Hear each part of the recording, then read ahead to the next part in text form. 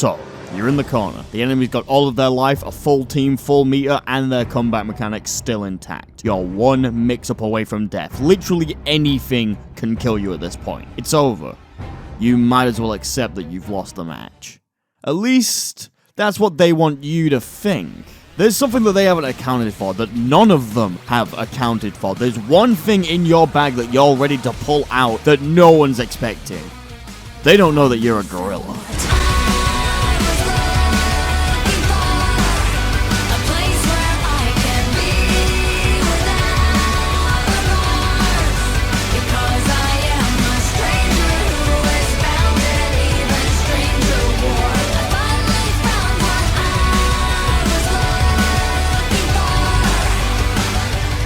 Let's talk about offense. Fighting games primarily have two ways for a match to end.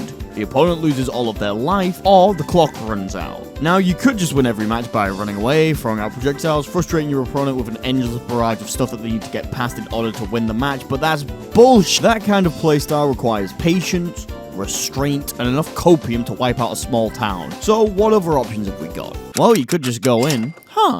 That sounds like a good idea. Today, we're completing the holy trinity of these videos by talking about offense and the different tools that you can use to absolutely destroy your enemy before they can even say, wait, are they plus? But what does that mean? Really, what is plus? I thought frame data was a concept that was invented by the Americans so they could win tournaments. We know that you're only minus if you're a bitch. Lao Tzu said that. Well, unfortunately for you, it's not, and you have to respect the fact that I'm going to hit you in the face and there's nothing you can do about it. In case you don't know, fighting games are made up of moves that all have different startup and recovery frames. If the enemy gets hit by a move, they get put into hit stun and can't do anything apart from watch their character's lifeless corpse get tossed around like this ball in the fields of America. If they block it, however, they get put into block stun and take less damage, which can be seen as a slight annoyance. The difference in time between your character recovering and the enemy recovering is called frame advantage. If you recover faster than your enemy, you can act earlier, so you're plus on block. If you recover after your enemy, you're negative on block. If you recover at the same time, you're neutral on block.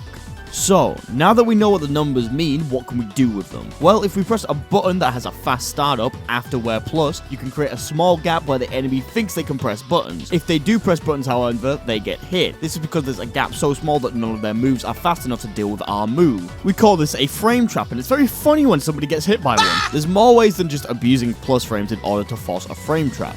Depending on the game, you may be able to cancel the recovery of a normal with the startup of another move. This has a bunch of different names depending on the game, so we're just going to call them cancelling. By using cancelling, you're able to create small frame traps between each of your buttons in order to bait your enemy into pressing a button to get out of blocking. This is called stagger pressure, and it's a very cool way to piss your enemy off. There's obviously ways around this, but that's defense talk, and we're not here to discuss that. We're here to kill. But what if you make your pressure gapless? If you're able to use several moves in a fast enough concession that the enemy isn't able to act out of them in any way, it's called a block string. Depending on the game, block strings can be so short that you barely even notice anything, or so long that you have to finish the entirety of a university course on how you're going to eat this overhead, featuring 4 years of tedious lectures, last-minute essay writing, lecturers that turn up extremely hungover and bring out material from 5 years ago that's terribly outdated, and enough debt to make grease blush. But the question now becomes, why would I want to force my enemy to sit there and block? Surely I want to make the monkey in my brain happy by making that health bar resemble the will I have to live after playing Unist. Well, apart from obvious reasons that we'll get into later, forcing your enemy to block means that you've already won half the battle. If the enemy doesn't have an invincible reversal, then they have to sit there and deal with all the pressure that you're giving them, which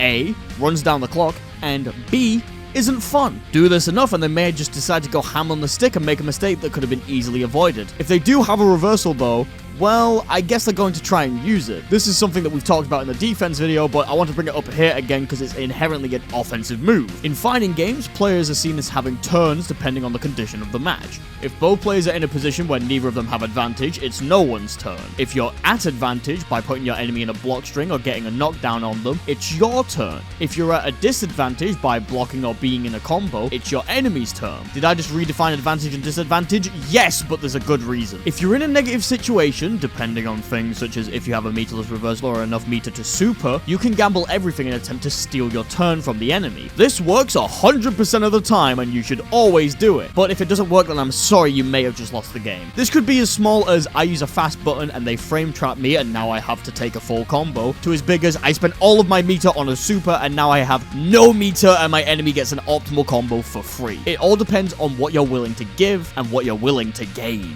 This is the scientific reason on why later players go for flash kick on every wake up and not because they never learn. Also, while we're here, it would be rude not to talk about the big word filling the screen. If you hit an enemy while they're starting an attack, you'll get a counter hit. Depending on the game and what move you landed to get the counter hit, you'll be able to get different properties. This could be a specific combo that only works on counter hit, or breaking your enemy's legs so they can't get back up. And if you can't get up, you gotta eat this meaty. But what is a meaty? Well, while you're getting up in a fighting game, you can't be hit. However, there's a technique in which you can use an attack on an opponent that's getting up in order to hit them the frame that they become active. This is called a Meaty Attack, and yes, we do have veggie and vegan substitutes. Some characters are able to use projectiles or other things like puppets to hit a Meaty Attack for them. This leaves them free to act and do a different attack while still not letting the opponent press anything as they'll get hit. This melee disc is literally called the Meaty with no meat, and if any of you question that, I will come to your house and bonk you on the forehead. Now that's all well and good, but what can you do with this forbidden meatless meaty that everyone is so keen to point out and say is actually terrible? Don't let the Milliamains trick you, it's the first step in their flowchart. Well, there's a part of offense that I've intentionally left for last, as it's the biggest and most